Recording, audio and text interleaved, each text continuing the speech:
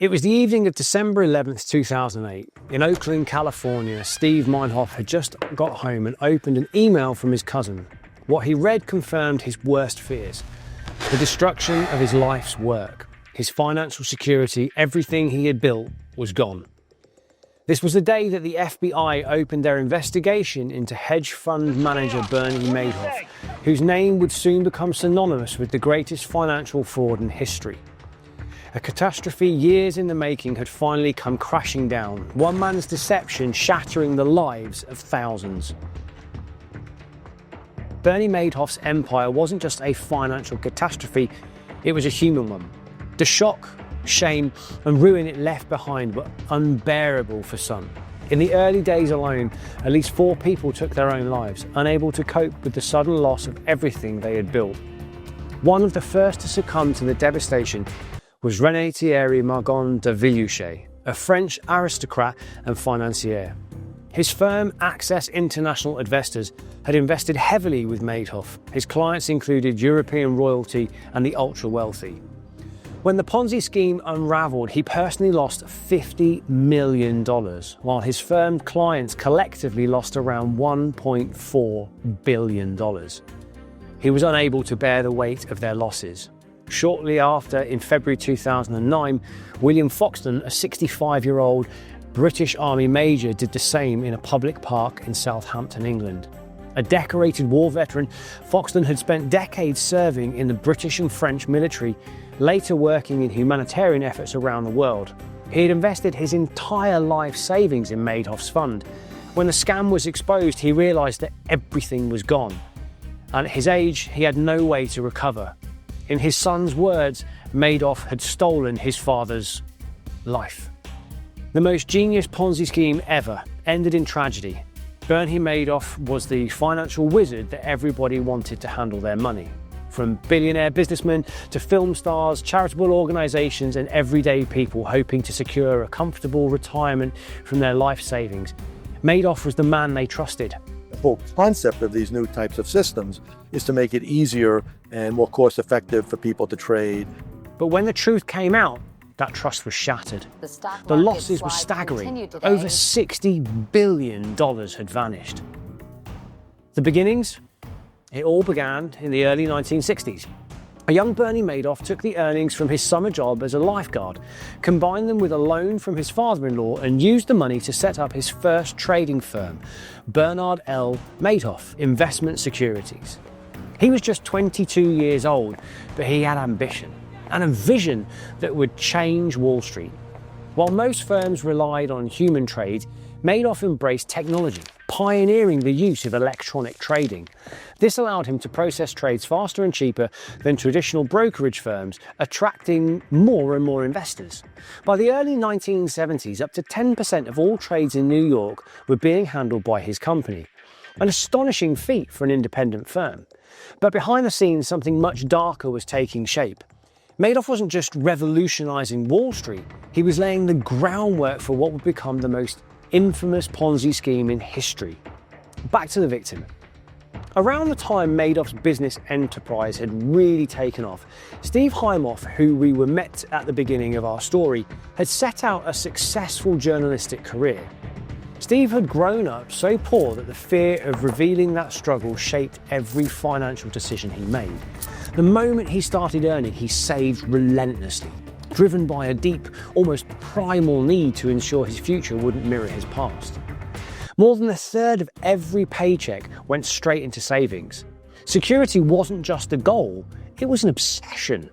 By the time he was 60, just before Madoff's fraudulent empire came crashing down, he had saved nearly $2 million in a family fund managed by Madoff himself.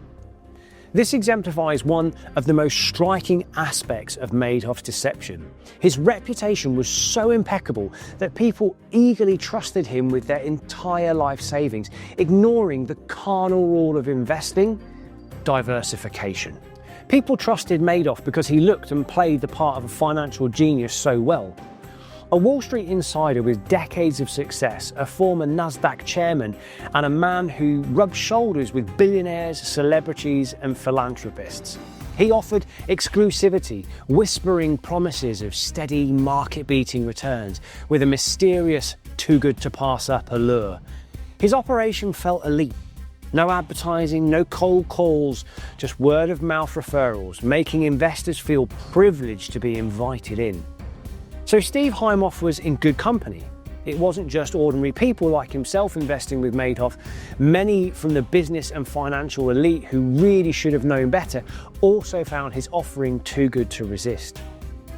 So when and why did Bernie Madoff's activities become criminal? At what point did Madoff, the respected Wall Street pioneer, become Madoff the criminal mastermind?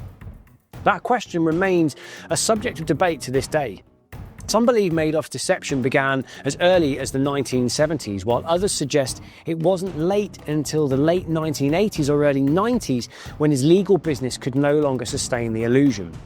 One thing is certain, Madoff didn't start as a criminal. His firm was a legitimate and highly successful trading operation, but at some point, the financial wizardry turned into outright fraud. When did Bernie Madoff cross the line, and why? Madoff himself claimed that he only turned to the Ponzi scheme in the early 1990s when he struggled to deliver the steady returns his investors expected. But court testimonies and investigations suggest that the deception may have started much earlier, possibly in the 1970s or 1980s. There are two main theories. One, the one bad decision. Theory, some believe Madoff was a legitimate trader who made one disastrous mishap. Facing losses he couldn't explain, he faked returns thinking he could make it right later on. But instead of bouncing back, he dug himself deeper, forced to attract new investors in order to pay off the old ones. Two, the long game theory. Others suggest Madoff never actually had a working investment strategy. His firm was legitimate on the surface, but behind closed doors he knew from the start that his fraud was just a giant cash calculating illusion. Either way, by the 1990s, the fraud was fully operational and not a single trade was made by his company from that time on. Instead of trading stocks, Madoff was moving money in an elaborate shell game, using new investor cash to pay old investors while doctoring completely fake statements to show profits. The irony? If he had actually invested the billions entrusted to him instead of hoarding it in bank accounts, he might have generated enough real returns to sustain the illusion indefinitely. But like all Ponzi schemes, it could only survive as long as no one tried to cash out all at once. And in 2008, they did. The global financial crisis led panicked investors to demand billions in withdrawals. Madoff simply ran out of new money to steal. The house of cards collapsed. The legend was exposed, and the man who once commanded total trust was about to become the most infamous financial fraudster in history. The mechanics of the Ponzi scheme were deceptively simple. New investors' money was used to pay returns to earlier investors, creating the illusion of constant profits. The falsified trading records were so convincing that even seasoned auditors were fooled. To maintain the illusion, Madoff created an aura of exclusivity, turning away potential investors to make his fund seem even more desirable. An unbelievable fact is that it's possible, were it not for the stock market crash in 2008, Bernie Madoff's crimes may have continued undetected for decades to come. His system worked. It was only the fact that so many investors panicked at once and asked for their money out of the Ponzi scheme was exposed. Family affair, the ultimate betrayal. With his empire crumbling around him, Bernie Madoff called a family meeting. His wife Ruth and his sons Mark and Andrew sat in stunned silence as he uttered the words that would destroy them. It's all one big lie. His sons were furious. They had spent years working on the legitimate side of their father's business, obviously to the massive fraud unfolding behind the scenes, in offices 2 floors below their own.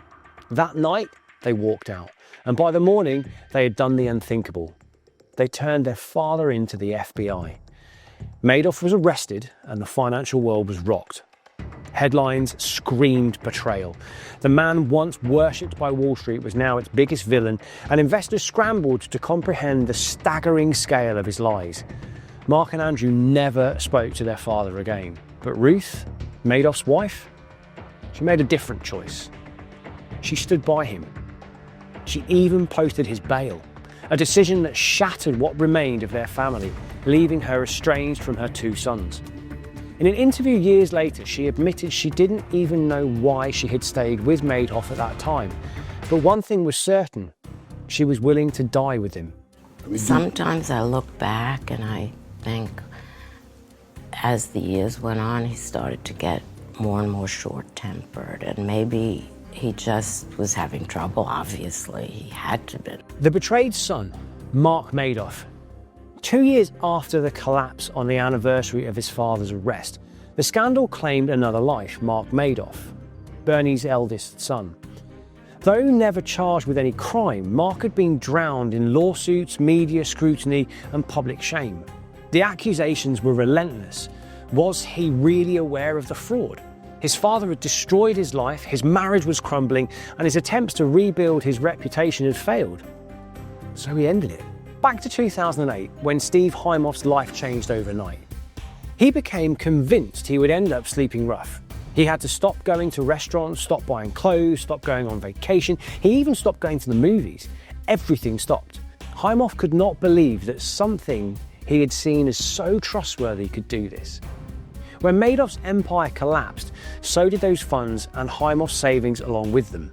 At 62 years old, Hymoff was suddenly forced to refinance his condominium in Oakland, California, and drastically cut back on spending. The financial devastation was so overwhelming that he had to be put on suicide watch. Although he managed to scrape by on what little he had left, the uncertainty of the future loomed over him. My challenge was not getting along now. My fear was getting old and decrepit. I don't have any kids, and my entire adult life, part of my motive for doing everything was a fear of being old and poor in America. And Steve wasn't the only one. Neil Friedman lost all his family's investments, around $4 million in total. Already enjoying their retirement, his wife Connie went into a depression she never recovered from, and she died 4 years later. For people like Neil Friedman, the losses were more than financial. They were personal, and they were permanent. For Maureen Edbull, the deception was devastating. After losing her husband, Maureen's uncle persuaded Madoff to take her on as a client. She was told her financial troubles were over, but on that fateful night in December 2008, she realised she had nothing left.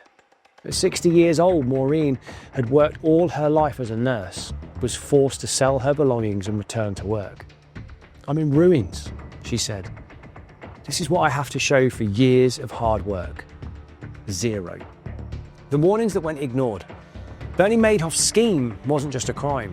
It was a masterclass in deception, enabled by an industry that refused to see the truth staring it in the face. His fraudulent empire ran unchecked for decades, not because the fraud was invisible, but because those responsible for catching it turned away. No one knows this better than Harry Markopolos, the forensic accountant who, in the early 2000s, unraveled Madoff's fraud in just 5 minutes. It took only 4 hours of mathematical modelling for him to prove it. Yet, despite filing 5 separate whistleblowing reports with the SEC in 2000, 2001, 2005, 2007 and 2008, 25 red flags in total, nothing was done. Markopolos later summed up the SEC's failure bluntly. People in glass houses don't throw stones, and self-regulation on Wall Street doesn't work. The reluctance to investigate Madoff wasn't just incompetence, it was systemic. Wall Street was a club, and Madoff, a former Nasdaq chairman, was an insider. The very people who should have held him accountable saw him as one of their own. Madoff's confidence in his own criminality is breathtaking. At a 2007 financial roundtable at the Philocrates Center, a non-profit think tank, with a straight face, he told the audience the SEC is doing a great job. In today's regulatory environment, it's virtually impossible to violate the rules. The public doesn't understand, but violations don't go undetected, not for any considerable period of time. At this moment in time, Madoff was stealing billions of dollars a year. His eventual downfall wasn't just a personal disgrace. It exposed a financial system built on a willful blindness.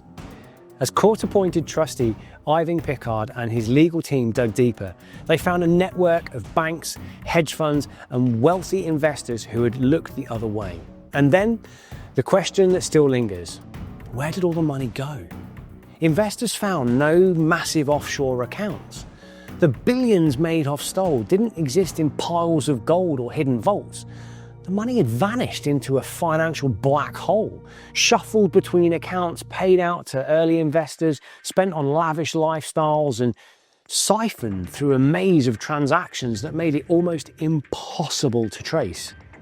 Madoff always insisted he acted alone, but evidence suggests otherwise. His own brother, Pete, was sentenced to 10 years in prison, and some of his biggest investors weren't just victims, they made huge profits from the scheme. Overall, it was reported that between December 1995 and December 2008, investor Jeffrey Pickauer and his family withdrew from their various Madoff accounts $5.1 billion more than they invested. That was even more than Madoff himself had taken out. In 2009, Pickauer, aged 67, drowned in a swimming pool.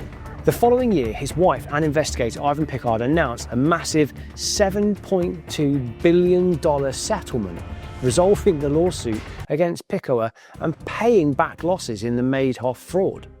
This amount was the largest single resolution in the case. Others who settled but also never accepted criminal responsibility were Stanley Chase, a longtime friend of Madoff who ran funds that funneled hundreds of millions into Madoff's firm. His estate later settled for $277 million. Carl Shapiro, a Boston philanthropist, had invested with Madoff for decades. He and his foundation lost over $500 million, but still agreed to forfeit $625 million. Even major financial institutions played a role. In 2014, JP Morgan Chase, Madoff's primary bank, who had ignored countless red flags, paid $2.6 billion in fines and settlements for their failure to report suspicious activity. So where are we now? Madoff, once the king of Wall Street, who from 2009 became simply known as inmate number 61727-054, died in prison in 2021 at the age of 82. At his sentencing in 2009, he appeared remorseful. "I have left a legacy of shame. I know that doesn't help you. I'm sorry." But as time passed, that contrition faded. In later years, he shifted the blame, claiming his victims weren't innocent. They were simply greedy. A financial insult from a man who built an empire on deception. Yet, in a rare twist for financial crimes, justice didn't just come from in the form of a prison sentence for the perpetrator. It came in dollars and cents.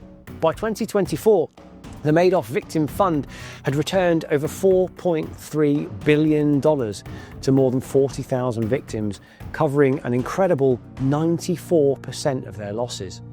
Meanwhile, court-appointed trustee Ivan Picard led an aggressive legal campaign clawing back nearly $15 billion from Madoff's associates and beneficiaries. But justice didn't come cheap. Picard's firm, tasked the tracking down and recovering Madoff's stolen fortune, embarked on an additional legal battle that stretched over a decade. By 2018, the cost of those efforts had reached nearly $1 billion in legal fees, a staggering price for untangling one of the most complex financial frauds in history. Madoff may be gone, but his shadow as the mastermind of the most genius Ponzi scheme ever still lingers. His name is now a cautionary tale, a warning about what happens when greed, blind trust, and systemic failure collide. Regulations are tighter, whistleblowers are taken more seriously. The SEC has sharper tools.